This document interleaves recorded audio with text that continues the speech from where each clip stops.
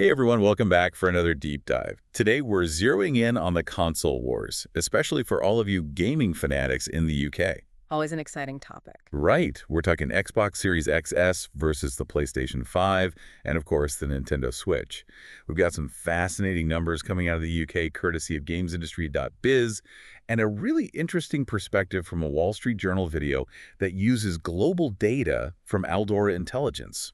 Ready to get into it? Well, absolutely. Let's dive in. Right. Now, I gotta say, the UK numbers threw me for a bit of a loop. You ready for this? Xbox has actually outsold the Nintendo Switch in the UK for 2024 so far. Yeah, that did catch a lot of people off guard. Big time. You'd think the Switch, with its head start and all, would be tough to topple. It's true the Switch has been out for much longer, so you would naturally expect it to be ahead. It's built up a much larger install base over the years. More Switches out in the wild.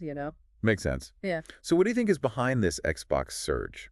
Well, there are a few things at play. One factor could be the rumors swirling around about the Nintendo Switch 2. Ah, right. Everyone's waiting for the next big thing from Nintendo. Exactly. Some people might be holding off on buying a new Switch thinking, hey, if I wait a bit longer, I could snag the latest and greatest. Makes sense strategically, especially for gamers who want the newest tech. Yeah, got to factor that in. Hmm. But zooming out a bit, I have a feeling the global picture probably still favors Sony and the PlayStation 5. You are absolutely right on that one. Globally, the PS5 is still dominating. By a lot. Oh, yeah.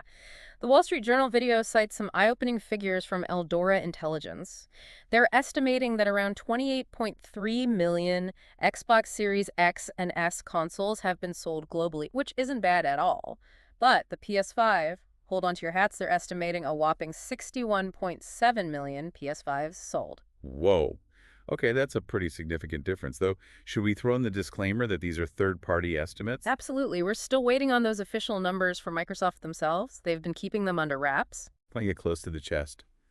But you know what I find really intriguing? The Wall Street Journal video made a great point about how Microsoft seems to be shifting its entire game plan. It's less about pure console sales now and more about, building this whole Xbox ecosystem. Right. They're really going all in on cloud gaming and Xbox Game Pass, aren't they? Exactly. It seems like their strategy is becoming less focused on getting a console into every home and more on making sure people can play Xbox games, well, everywhere. It's fascinating. They're betting big on accessibility and affordability, that's for sure. With Game Pass, you don't even need to own a console, right? I mean, you can play on your phone, on your PC, even some smart TVs these days. It's kind of mind-blowing when you think about it. Makes you wonder, in a few years, will we even need these boxes under our TVs? Yeah. What do you think? Ugh, the million-dollar question. Honestly, I think it's going to be a while before we see physical consoles disappear completely. The technology for cloud gaming is amazing, don't get me wrong, but it still has a way to go. And let's not forget, there are a lot of gamers out there who love having that physical disc, that tangible connection to the game. It's true. There's a certain satisfaction to owning a physical copy. But still, the gaming landscape is definitely going through a major transformation. And speaking of transformation, the rumor mill's already churning about a potential new Xbox console on the horizon. Oh, yeah. What are they saying? The whispers are saying it'll be the biggest generational leap yet. Well, you know how these rumors go. But it wouldn't be surprising, would it? Tech moves so fast these days. It's important to remember, though, these console cycles are pretty long, aren't they? I mean, Microsoft has just started really building out this ecosystem we're talking about. That's a really good point. So it seems like Microsoft's focus right now is less about releasing a new box every few years and more about building this connected gaming universe for the long haul. And I think that's smart. They're thinking about the future of gaming, and it's not just about the hardware anymore. It's about creating a seamless experience for gamers no matter where they choose to play. Absolutely. Okay, so to recap, what have we learned today?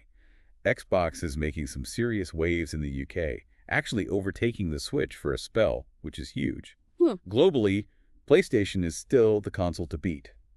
And Microsoft, they're shaking things up by focusing on the long game, cloud gaming and Game Pass. It's going to be fascinating to see how all of this plays out over the next few years. Right. The console wars are far from over, but they're definitely changing before our eyes. Food for thought, wouldn't you say? What do you think is Microsoft's best strategic move from here? Something to think about. Thanks for joining us on this deep dive, everyone. Until next time.